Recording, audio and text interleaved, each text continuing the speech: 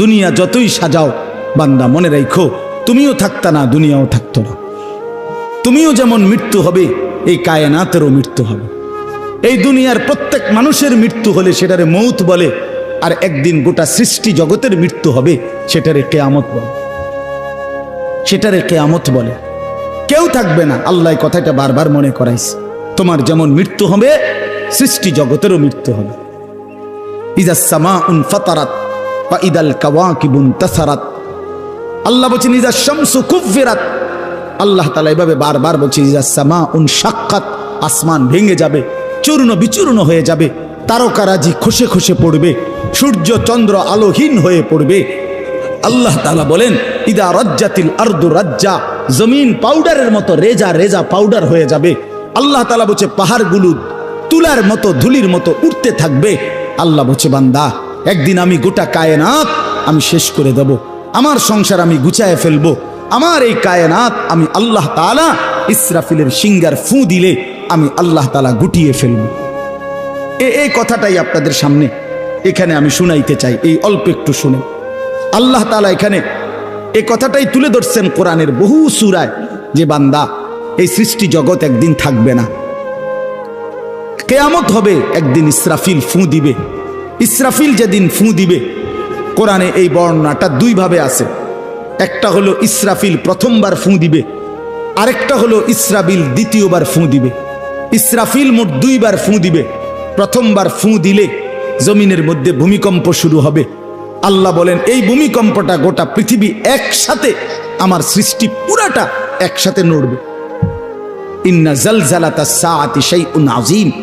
আল্লাহ বলেন বান্দা দুনিয়ায় বহু ভূমিকম্প তুমি দেখছো, তবে মনে রেখো কিয়ামতের ভূমিকম্প, ইসরাফিল ফু দিলে প্রথম যেই ভূমিকম্প হবে, কিয়ামত সংঘটিত হওয়ার জন্য, গোটা সৃষ্টিটা ভেঙ্গে চুরে যাওয়ার জন্য, সেটা হবে বড়ই ভয়ানক। সেটা বড়ই ভয়ানক। ইয়াউমা তারাউনাহা তাযহালু কুল্লু মুরদিআতিন আম্মা আরদাআত। কোরআন শরীফে আছে এই প্রথম ভূমিকম্প যখন শুরু হবে জমিনে, ইসরাফিলের ফু শুরু হবে, সব কিছু যখন ভাঙতে শুরু করবে, আল্লাহ তাআলা বলেন যে মা তার দুধের বাচ্চা কোলে দুধ খাওয়াচ্ছিল, ওই মা সন্তানকে ছুঁড়ে ফেলে দিয়ে পাগলের মতো ছুটতে থাকবে। ওয়াতাদাউ কুল্লু যাতি হামলিন হামলাহা, যে মায়ের পেটের বাচ্চা 10 মাস পূর্ণ হয়ে গেছে, এই আর ঘন্টা 2-4 ঘন্টা পরে বাচ্চাটা প্রসব হবে। আল্লাহর কসম, আল্লাহ কোরআনে বলছে সেই গর্ভধারিণী মা 10 মাস যে তার সন্তানকে গর্ভে লালন করেছে, ইসরাফিলের ফু দিলে জমিনের কম্পন যখন শুরু হবে, ভূমিকম্প, তখন এই গর্ভধারিণী মা এভাবে দৌড়বে, এভাবে ছুটবে, নিজের বাচ্চা নিজের থেকে খালাস হয়ে পড়ে যাবে, বা ফিরেও তাকাবে। ও তারা নাসা সুকারা, আল্লাহ বলে সমস্ত মানুষগুলো বাতালের মতো দৌড়তে থাকবে। এইভাবে সব কিছু কাঁপতে কাঁপতে সব কিছু কিছু দূর গিয়া গিয়া ভাঙ্গা ভাঙ্গা পড়বে, মুখ থুবড়ে পড়বে। তো আল্লাহ রাসূল সাল্লাল্লাহু আলাইহি সাল্লাম বলেন সমস্ত কিছু এই সৃষ্টি জগতের যা আছে আল্লাহ ব্যতীত সব কিছুই প্রথম ফুঁয়ের পরে কাঁপতে কাঁপতে ভূমিকম্পের মতো হয়ে জমিনের তলদেশে চলে যাবে। মাটির উপরে তখন একটি সুতা আর থাকবে না, আর কিছুই না। এই হলো কিয়ামত, প্রথম ফুঁ, প্রথম ভূমিকম্প। নির্দিষ্ট একটা সময় পরে আবার আল্লাহ তাআলা ইসরাফিলকে জীবিত করে আবার বলবেন আরেকটা ফুঁ দাও,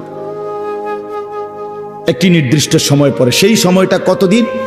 হাদিসের একটি বর্ণনা থেকে, নবীজির একটা বর্ণনা থেকে মুহাদ্দিসিনে কেরাম বলছে এই দ্বিতীয় ফুঁ আর প্রথম ফুঁর মাঝখানে, প্রথম ফুঁতে সব কিছু যখন কবরে চলে যাবে, তখন হতে পারে দ্বিতীয় ফুঁ দিতে দিতে মাঝখানের সময় 40,000 বছর।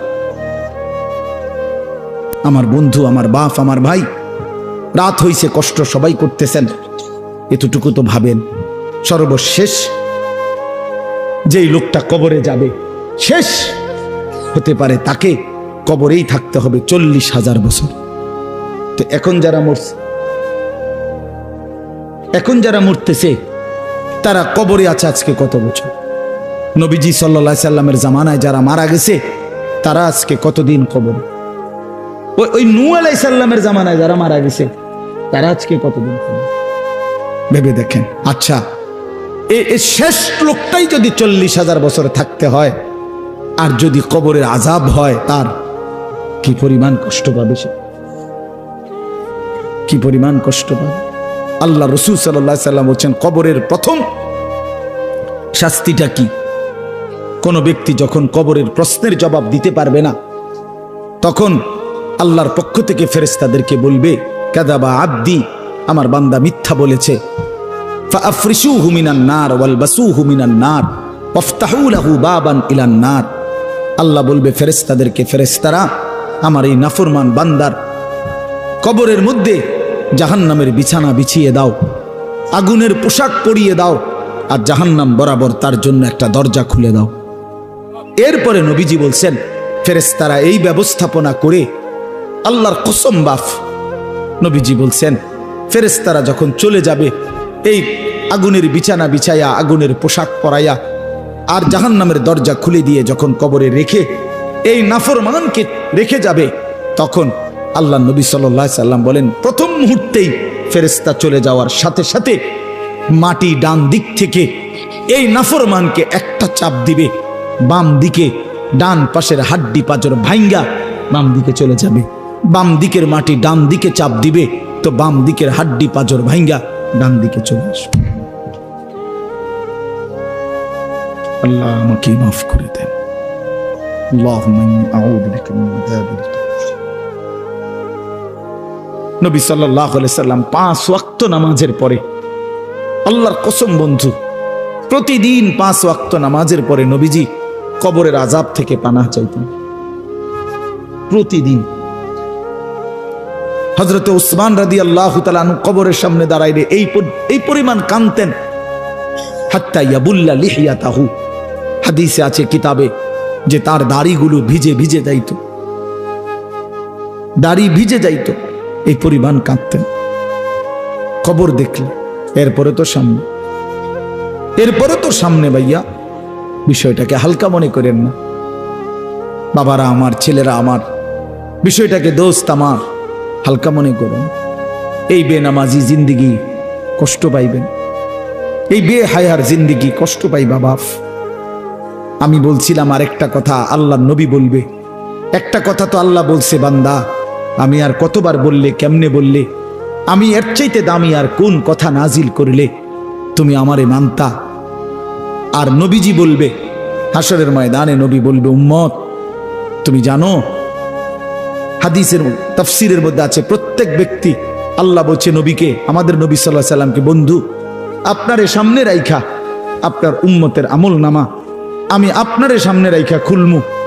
নবী সাল্লাল্লাহু আলাইহি ওয়াসাল্লাম যখন উম্মতের আমল নামা খুলে দেখবে, খোদার 365 দিনে কোনো দিন ফজরের নামাজের সেজদা নাই, 30 বছর সুদের ব্যবসা করছে, 50 বছর মিথ্যাই বলে গেছে, হারাম রোজগারি করেছে, 30 বছর যাবত মহিলাটা কোনো পর্দা করে নাই, ঘরের মধ্যে কোনো দিন শরীয়ত বলতে কিছু নাই।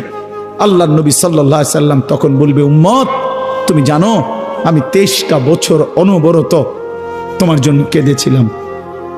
আমি সেই নবী, যে নবী সারা রাত এশার নামাজের পরে দাঁড়াইছি ফজরের আজান পর্যন্ত, এক দাঁড়ানোতে চোখের পানি ফেলে উম্মতের জন্য দোয়া করছিলাম। আল্লাহ রসুলের স্ত্রী আম্মা জান আয়েশা বলছেন, নবী এই পরিমাণ কাঁদছে, এতটা লম্বা দাঁড়ায় ছিল উম্মতের জন্য, হাত্তা তাওয়াররামাত কাদামাহু, 2টা পাও ফুলে ফুলে গেছে। আল্লাহ নবী বলবেন, উম্মত আমি 23 বছর কাঁদছি রে, প্রতিটা রাত কেঁদেছি, দিন কেঁদেছি। আমি এই পরিমাণ, পিঠটা খুলে দেখাবে চাদর সরিয়ে, আমার উম্মত আমার পিঠটা দেখো, তায়েফের পাথরের আঘাতে আমার পিঠ কি পরিমাণ ছিদ্র ছিদ্র হয়ে গেছে। আমি সেই নবী, যে নবী তোদের জন্য পেটে ক্ষুধার কষ্টে পাথর ভাঙছিলাম 2টা। আমি উহুদের ময়দানে দান দান শহীদ করে রক্ত মাখা শরীর নিয়ে বেহুশ হয়ে লম্বা সময় পড়েছিলাম।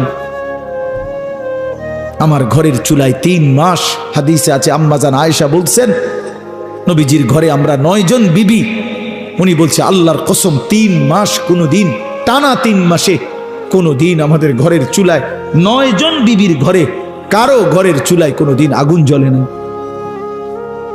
3 মাস খেজুর আর পানি দিয়ে আমরা জিন্দেগি কাটাইছি। আল্লাহর নবী বলবেন, উম্মত তাহলে এত কাঁদলাম কার জন্য, এত রক্ত ঝরাইলাম কার জন্য, পেটে পাথর বাঁধলাম কার জন্য, বিনিময়ে এটা কি আমল নামা নিয়ে আসছো?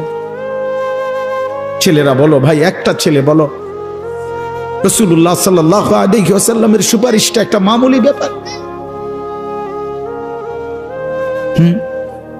রাসূলুল্লাহ সাল্লাল্লাহু আলাইহি ওয়াসাল্লাম বলবে, উম্মত এটা কি আনলাম আমি এই আমল নামা নিয়া? আমার মতো এত বড় শ্রেষ্ঠ রাসূলের উম্মত তুমি, আমি মালিকের সামনে দাঁড়ামু কেমনে, এটা দেখামু কেমনে? আরে চেয়ারম্যান ভাই, আপনি কেমনে দেখাইবেন? আপনার অনুসারী যদি, আপনার অঞ্চলের একজন মানুষের যদি পুরাটা পৃষ্ঠার মধ্যে 110টা মামলা থাকে, আপনি তার জন্য কেমনে নেবেন? আপনি একজন উপরস্থ পদস্থ কর্মকর্তার কাছে আপনি কিভাবে সুপারিশ করবেন? বেটা তোর তো কিছুই নাই বেটা, শুধুই অপরাধ আর অপরাধ ছাড়া। তো এই বেচারা লজ্জিত হবে কিনা বলেন না কেন? তো নবী সাল্লাল্লাহু আলাইহি সাল্লাম বলবেন, উম্মত তুই আমার মতো শ্রেষ্ঠতম রাসূলের মাথাটা তো ছোট করে ফেললি, তুই তো আমার উম্মত, তুই এটা কি আনলা? আমি কেমনে দেখাবো এটা আমার মালিকের সামনে যে রব্বুল আলামিন এটা আমার উম্মতের আমল নামা? ওফ, চলেন ভাই,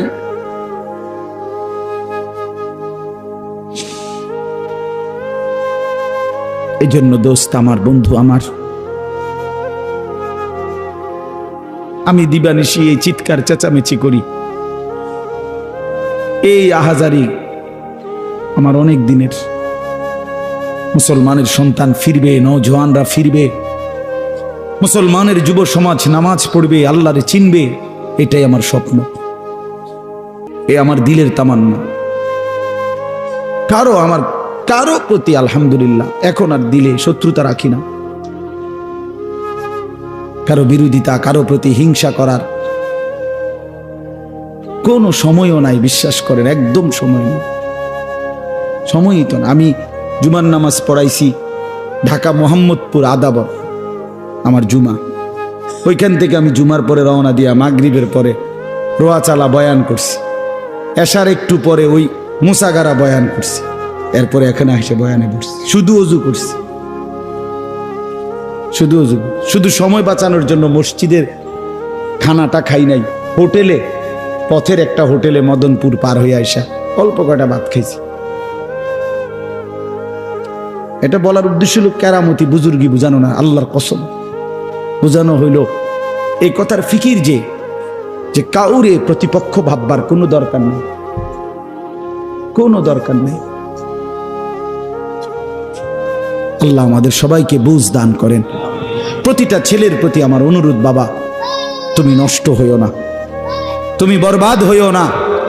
এক বন্ধুর খপ্পরে পইরা, একটা সামান্য মোবাইলের খপ্পরে পইরা, একটা দুষ্ট নারীর খপ্পরে পড়ে, মেয়ের খপ্পরে পড়ে চরিত্রহীন হইও না, চরিত্রহীন। আল্লাহ তাআলা মানুষকে যেই চাহিদা দিছে সেটা পূরণের বৈধ ব্যবস্থাও দিছে। মানুষকে আল্লাহ তাআলা তৃষ্ণা দিয়েছেন, তো তৃষ্ণা নিবারণের জন্য পবিত্র হালাল পানীয় আল্লাহ তাআলা দিয়েছেন।